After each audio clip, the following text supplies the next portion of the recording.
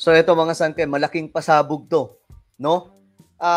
Martin Romualdez o si Speaker Romualdez mga sangkay, sisibakin na ba? Anumang oras?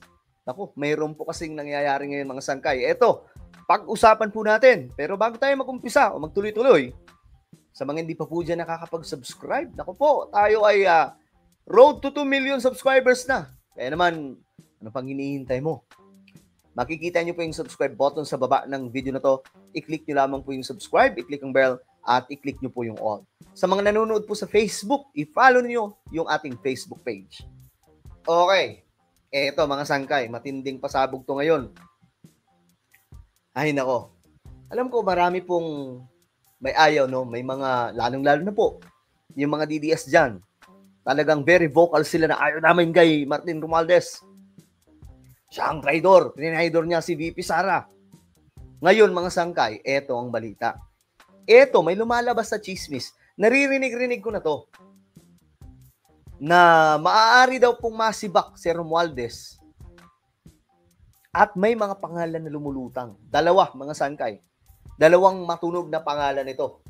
Siguro yung isa, familiar nyo na to, mga sangkay. Ngayon, ito yung balita.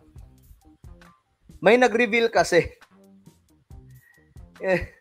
itong si itong asawa ata itong mga sangkay ni tama ba itong secretary ng tourism natin mga sangkay?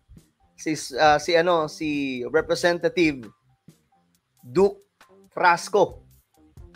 Ngayon, sabi dito, Cebu Representative Duke Frasco isn't interested in the House Speaker post in the 20th Congress and instead supports fellow lawmakers. Ito yung pangalan, mga sangkay, makinig kayo.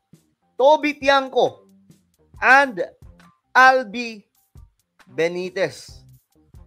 So, search nyo na lang mga sangkay ang mga pangalan na yan after po matapos itong ating vlog. Pero iyon na nga po mga sangkay. Noong una, chismis pa lang po ito lumalabas. Di ko pa nga po ito nire-reveal mga sangkay. Pero ngayon, eto na. Nagkakalabasan na po mga sangkay ng mga impormasyon. O ngayon mga sangkay, eto yung ni-reveal ni Frasco.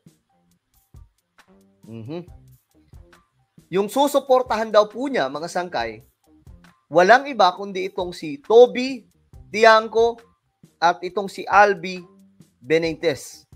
Dalawa mga sangkay na maingay ngayon na pangalan daw po sa House of Representatives. Ngayon, ang tanong dito, posible nga bang wala itong si Romualdez? Nakaraan kasi mga sangkay, ito ang nangyari. Ni-reveal, no? Ito yung revelasyon. Ni-reveal po ni Cebu District, 5th District, Duke Frasco, na mayroon dalawa siyang susuportahan kasi nai-issue siya na tatakbo daw siya bilang House Speaker kaya hindi niya po sinuportahan si Romualdez kasi nilaglag niya na po mga sangkay. Ito yung balita. Ayan. Tingnan po ninyo. Talagang mainit to ngayon mga sangkay. Ayon sa report dito, sawa na kay Speaker daw itong si Frasco. Kung kaya't hindi niya daw po sinuportahan ulit o hindi daw po niya susuportahan ulit.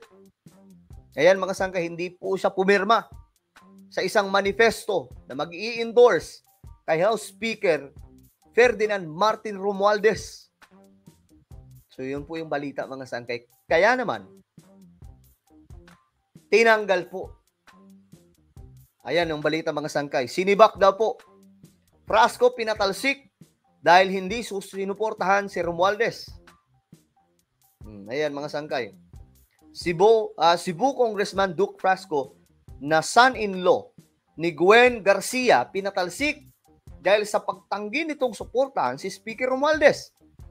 Pinatalsik ng National Unity Party si Deputy Speaker at Cebu Representative Frasco dahil sa pagtanggi nitong suportahan ang hangarin ni Speaker Romualdez na mapanatili ang kanyang posisyon sa susunod na Kongreso. May tanong pa nga, back to Duterte na kaya ito? Well, politics is politics. Still, we don't know, guys. Marami pong posibleng mangyari, sa totoo lang. Maraming posibleng mangyari. Kaya mga sangkay tayo, kalma lang. Relax lang. Itong mga nangyayari ngayon, mga sangkay, sa Pilipinas, pagdating sa politika, huwag nyo po masyadong siseryosohin. Okay? Kasi maraming political drama ito. Para po sa inyong kaalaman, madrama po ito mga sangkay. Kapag ka nagpaloko ka sa mga nangyayari, sa mga nakikita mo, sa mga balita, mga nakikita mo mga sangkay sa mga aksyon, galaw nito mga politicians, lugi ka. Kaya nga sabi ko, iwasan yung pagiging panatiko. Alright? Ngayon, ito yung banat mga sangkay ng kampo ni Romualdez. Sabi po dito, kahit wala daw po itong si Congressman Frasco or Duke Frasco, mananalo daw po si Romualdez. Bakit daw? Overwhelming daw po ang super majority na nasa likod daw po kay Romualdez. Aba, matindi mga sangkay. So mahirap matibag. Pero ang naririnig-rinig po natin mga sangkay na posible daw po talaga mawala si Romualdez.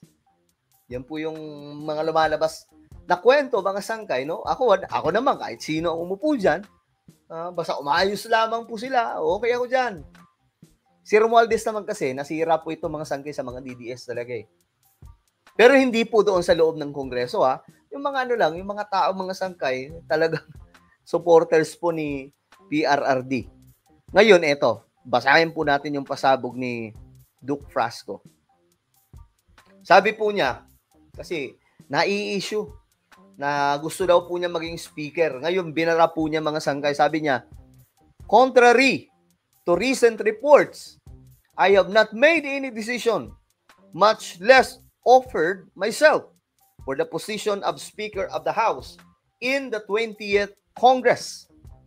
If the elections for Speaker were held today, sakali daw po mga sangkay mangyayari ang eleksyon sa pagka-speaker ngayong araw, my support would go to either Kong Toby Tiangco or Kong Albi Benitez. So, dalawa mga sangkay na pangalan. Yan po yung pasabog. No, yan po yung pasabog. Alamin po natin ang kasunod na kwento tungkol po dito. Pero, mukhang ito po yung matitinding kalaban ngayon ni Speaker Romualdez. Ano po ang inyong opinion? Kayo ba ipabor na mawala na po itong si Romualdez? Itong si Tiangco, mga sangkay, at Benitez, mga mga pro-BBM din. Alright? So ano po ang inyong opinion? Comment down below. Meron po tayong YouTube channel, Sangkay Revelation. Hanapin niyo po ito ngayon sa YouTube. Kapag nakita niyo na, i-click niyo po yung subscribe, i-click ang bell, at i-click niyo po yung all. Ako na po ay magpapaalam. Mag-iingat pong lahat. God bless everyone.